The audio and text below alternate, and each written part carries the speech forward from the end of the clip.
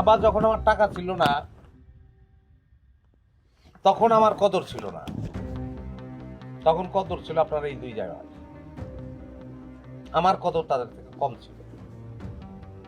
আর যখন আপনি দেখলেন যে আমার টাকা বেশি হয়েছে তাদের চেয়ে বেশি, তখন তাদের কদর নাইমা গেল, আমাদের কদর বেড়ে গেল।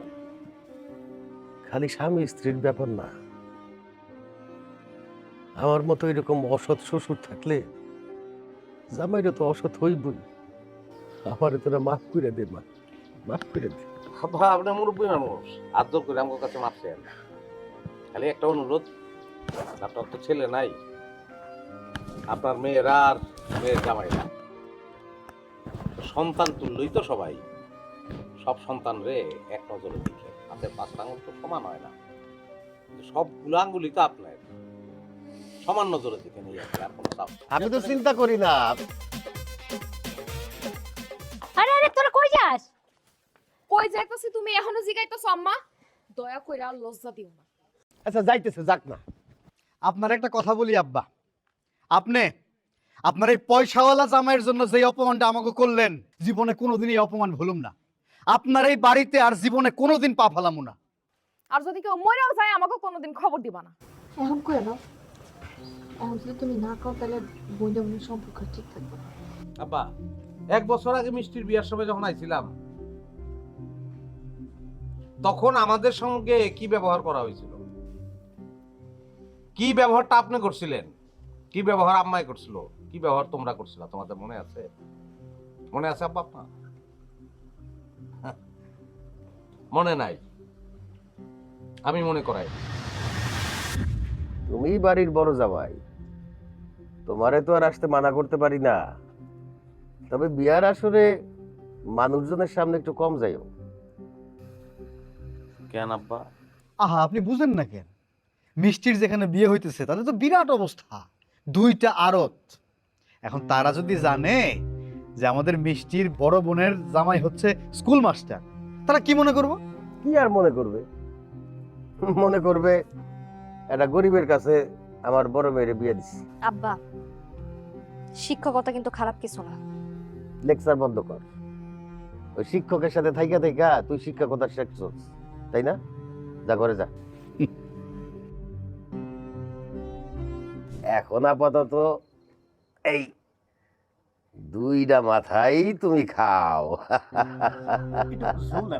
হ্যাঁ, এই খাও বাবারা, খাও। কথা কি জানো, যেই জামাইয়ের অবস্থা একটু ভালো তারে সাইরা খাওয়াইতে খুব ভালো লাগে, আর যার অবস্থানটা একটু কম খারাপ তারে খাওয়াইয়া মজা নাই। খাও খাও। আব্বা, আপনি না? আরে দাও, 2 দিন পরে তো বিয়ে হয়ে যাবো। আর আব্বা, হুম তাহলে গরু, হুম 2 নম্বরে হইলো মুরগি, হুম তারপরে 3 নম্বরে মাছ, তারপরে দই, হুম। আর হয়েছে তো মনে হয় মোটামুটি। কিছু বাদ পড়লো কি? আব্বা, মিষ্টিটা মনে হয় বাদ পড়লো আব্বা। আপনি এর মধ্যে কথা কইতে আছেন কে? হ্যাঁ, আব্বা আপনারে কথা কইতে না করছে না? তুমি এখানে কেন আসছো? যাও ঘরে যাও।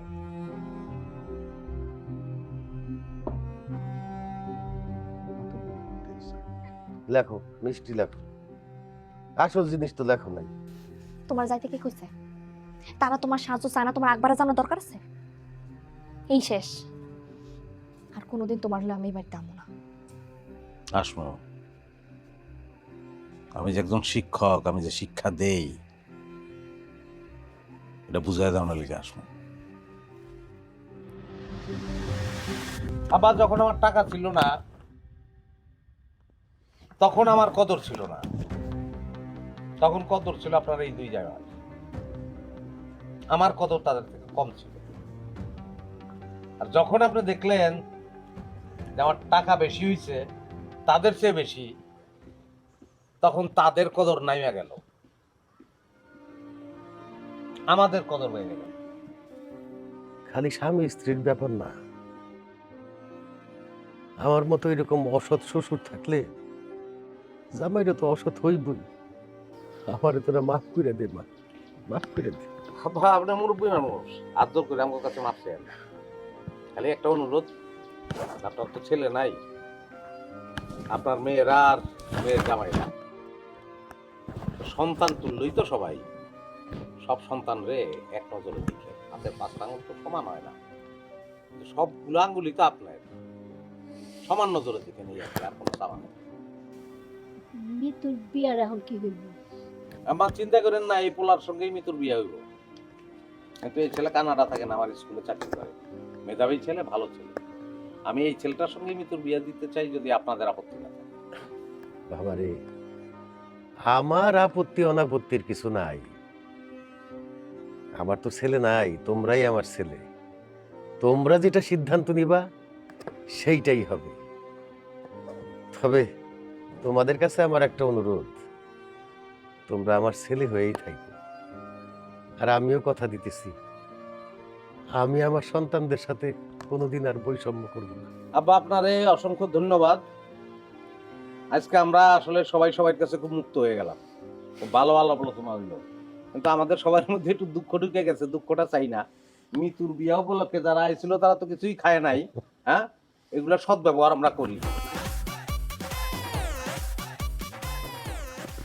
1 2 3 4 5 6 7 মানুষ কিন্তু বেশি আছে। মিতুর জামাইয়ের লিগে একটা মিষ্টি কিন্তু আলাদা রাখতে হবে, সবাই বেশি বেশি খান না, বা সর্বত্র খান। আপনারা দিয়ে শুরু করি। হ্যাঁ, নাও। করেন আব্বা।